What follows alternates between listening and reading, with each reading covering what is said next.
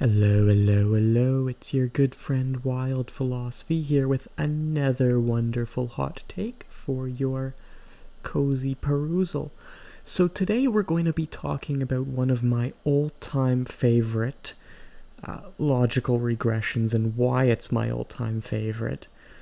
And this is the regression argument designed by Lewis Carroll, who did in fact teach logic, and presented in his paper What the Tortoise Said to Achilles.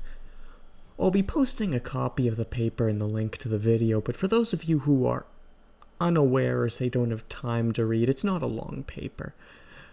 But the argument is an argument against modus ponens style premises, which, to give a very brief overview of an argument, is if P, then Q, P, therefore Q. That's the logical notation. An example would be, if it is raining, then the sidewalk is wet.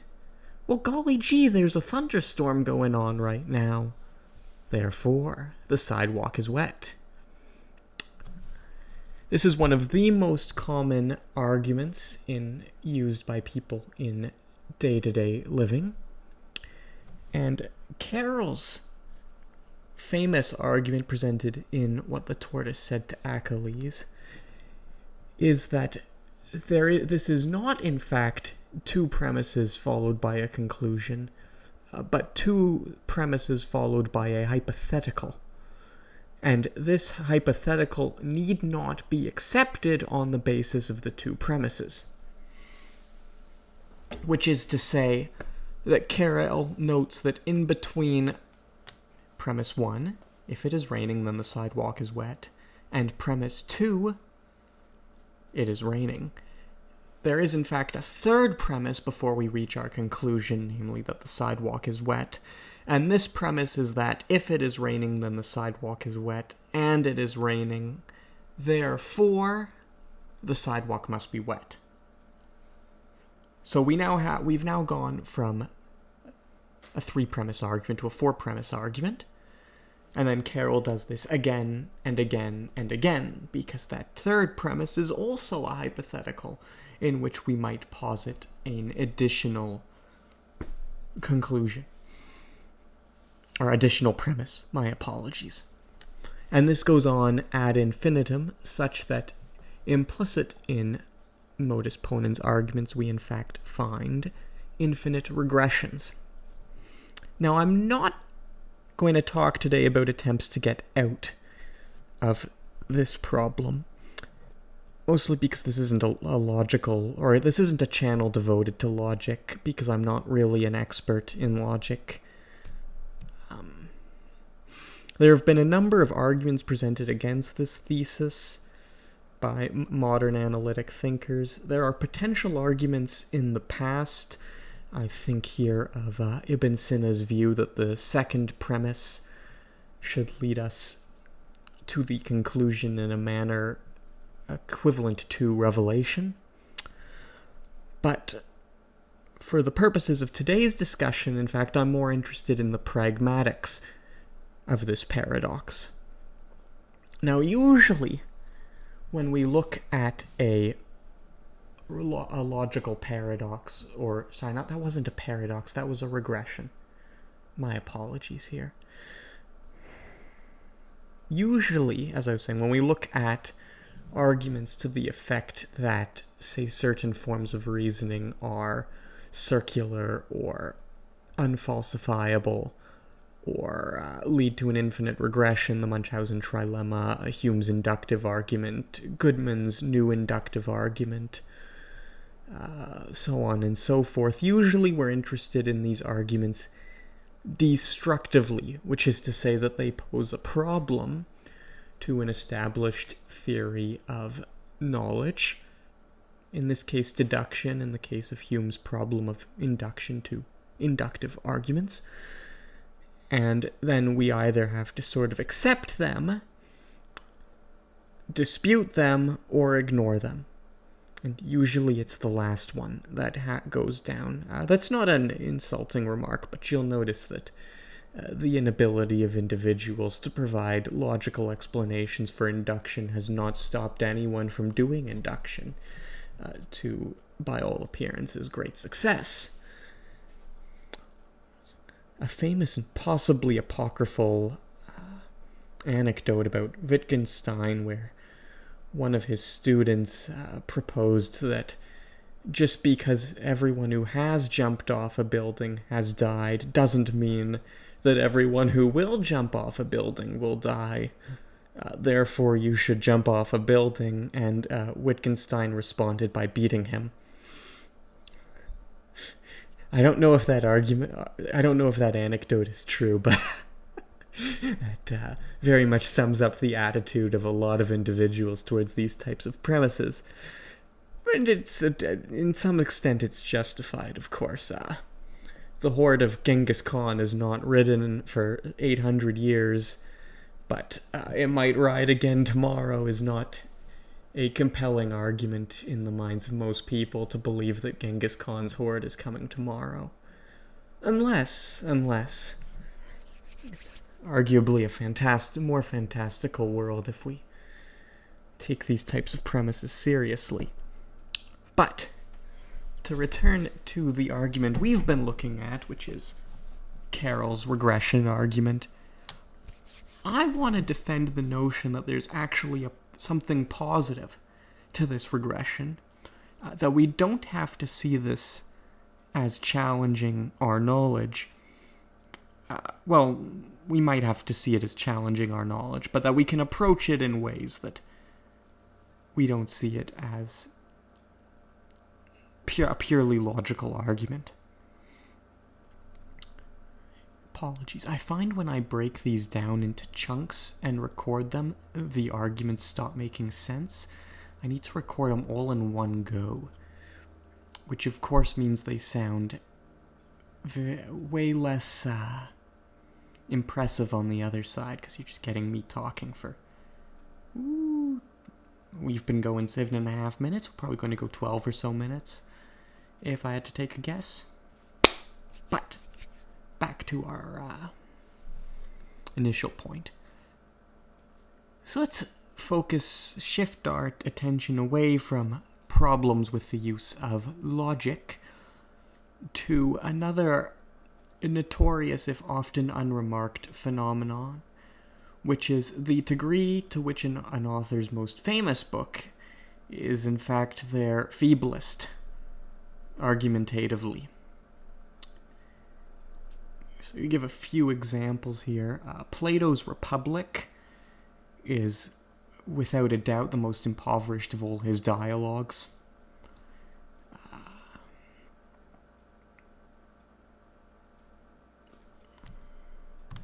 That escaped my attention for a moment. The same goes for Descartes' famous Meditations. Not because the arguments they advance in them are bad, but because the arguments are retractions of much lengthier premises, which, with often unacknowledged postulates, whose full meaning and full explanation is given in more obscure works by the same author.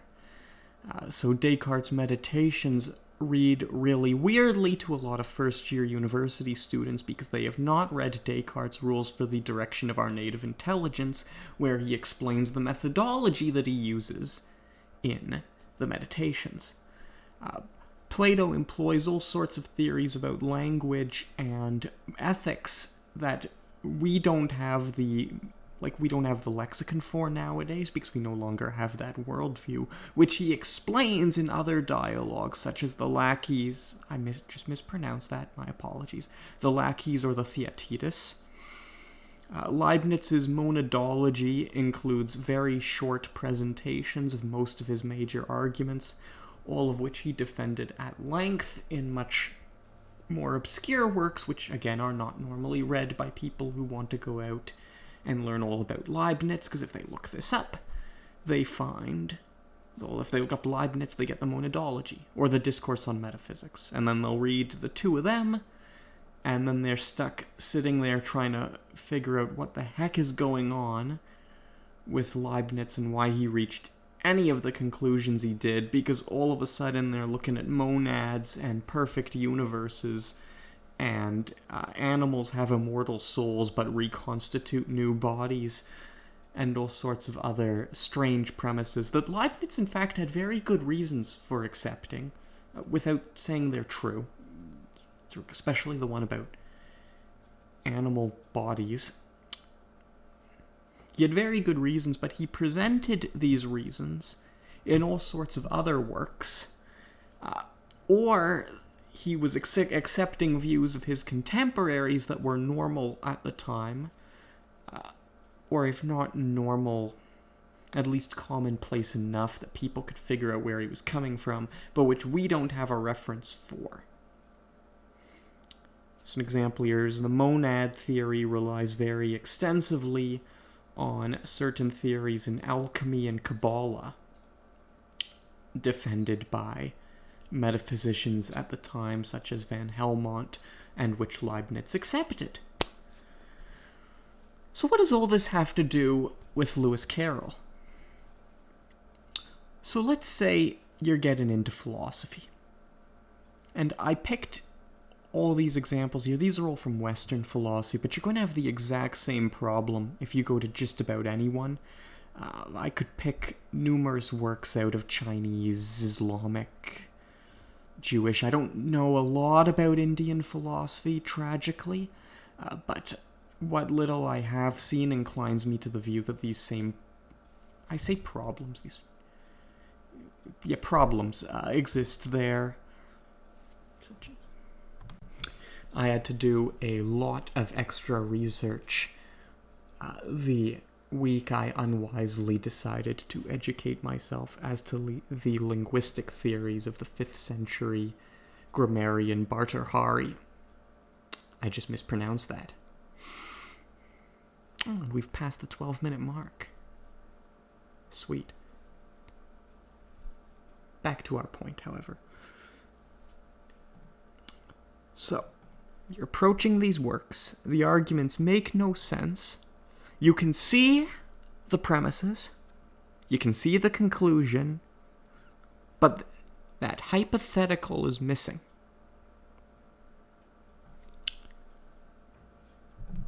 Enter the genius of Lewis Carroll. Mad genius. We approach this same theoretical situation again. You approach these works of philosophy. You can see the premises, you can see the conclusion, you cannot understand why the author reached the conclusion from the premises. Now you can conclude that the author is an idiot or didn't understand what they were talking about. That's an acceptable maneuver, but it's not very charitable, and it will frequently prove incorrect because, of course, this is you reading a work by somebody else, and you have your own internal postulates, which you are bringing to bear on the text.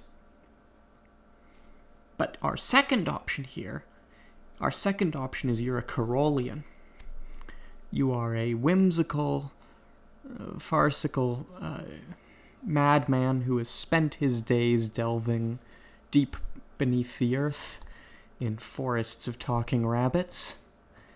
And you know that within that argument there lies an infinite series of assumed premises. So, when you approach that text, you don't find yourself discouraged by the fact that the conclusions do not seem to follow from the premises. You instead go back and ask yourself, what are the infinite series of fantastical hypotheticals tucked into these premises? And this is what is going to lead you to a more sustained study of the text. Which is to say, I guess, that whatever we might think of Lewis Carroll's regression as a logical problem, whether you think it has solutions or not, and whether you think it's a problem for knowledge or not, as a hermeneutic technique, it is very much something that will prove of immense use when examining texts. And we'll be doing another video at a later date. Probably not a video, probably a live stream. I'm still trying to figure out how that works on YouTube, where we talk about the problem of charity. What does charity look like? Is it charitable to try and read an author's views in line with your own, or to reconstruct them on their own account, even if that means that you might be more critical of their views than if you interpreted them in line with your own, such as, say, materialist readings of Plato or Leibniz? Neither were materialists. But in the interim, this can suffice as a very provisional method of approaching textual exegesis that is much fairer to the authors, but involves no divergence from the glorious road of facts and logic. Alright, I'm Wild Philosophy. This has been a 16 and a bit minute rant full of random gaps and weird asides. But hey, let's do this again sometime soon. You guys have a great day.